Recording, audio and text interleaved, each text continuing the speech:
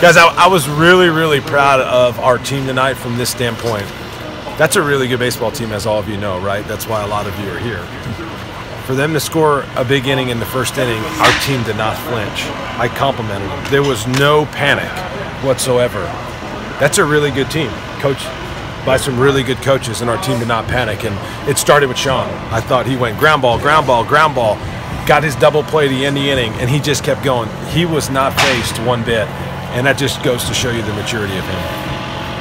That's kind of normal for him, isn't it? I mean, that's kind of, he's got that kind of personality, does he not? That's exactly why the guys are reigning SEC Pitcher of the Year. He's pitched in really big games. He never tries to do too much, ever. And he set the tone. His poise and his approach to how everything happened just bled right over into the rest of our team, and that's why he's Sean Jelly. Real efficient in innings 2 through 7. How big of a key was that? Right, see, and that allowed us to get back into the game, right? That's a really good starter they started. Martin, that guy's a good pitcher.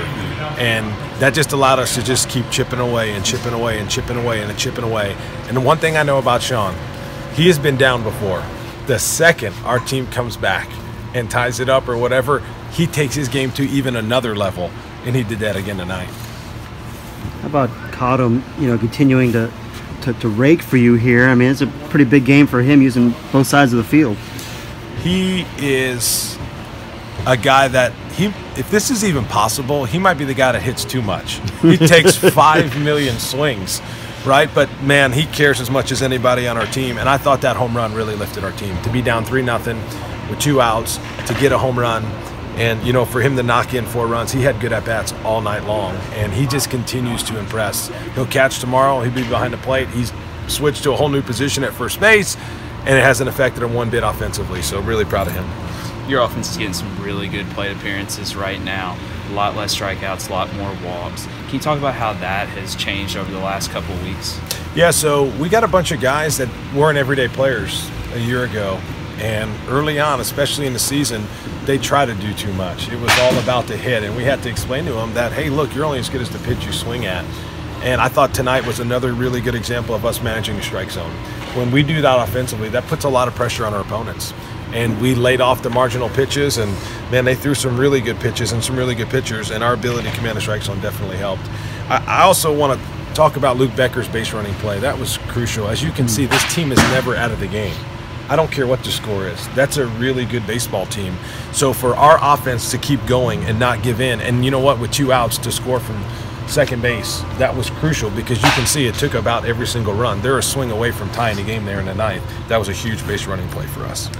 Hockey, it seemed like, really found his command there and with the slider and struck that guy out, and then you went to Mocktimer after that. What was the thought process? Right, so as you guys know, Mock's our closer. Yeah. And, Zach is coming back from the hand injury, and that was a huge strikeout against John. That guy's a really good hitter.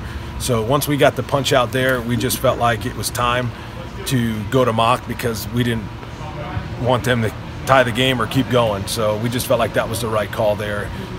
Was that even a safe situation? Forgive me, I don't even know. Did that end up being one? Yeah, so, but it was, we couldn't let another swing, a lefty, get off another good swing, so we went to our closer there. This lineup has been putting up numbers game after game. For them, obviously it's the mindset you want, but when they fall behind 3-0, that doesn't seem, I would imagine, insurmountable, considering it's like, okay, we've scored more than 3 pretty regularly this year. You know what, that's a really good point, because I've been on teams where it was tough to score 3 runs. Right, I think we've all been there. We've all coached guys to where maybe you get down 3 and it feels like 10. Right, and that was a really good point, because to this team, 3 runs, although that's a lot, it doesn't seem like one, because there's an offense there. There's 6 components to a good offense, and we can beat teams a bunch of different ways, right? Whether it's laying down a bunt or it's our base running. We had awesome base running tonight. We had a bases loaded, every single guy tagged. We took advantage of some errant throws and did some things there, right? That's all part of a good offense. It's not just hitting. There's strike zone discipline. We showed that tonight. Our ability to get hit by pitches, right, when pitchers make. So there's a lot of different ways that we can score, and it's not just swinging, and they've really bought into that.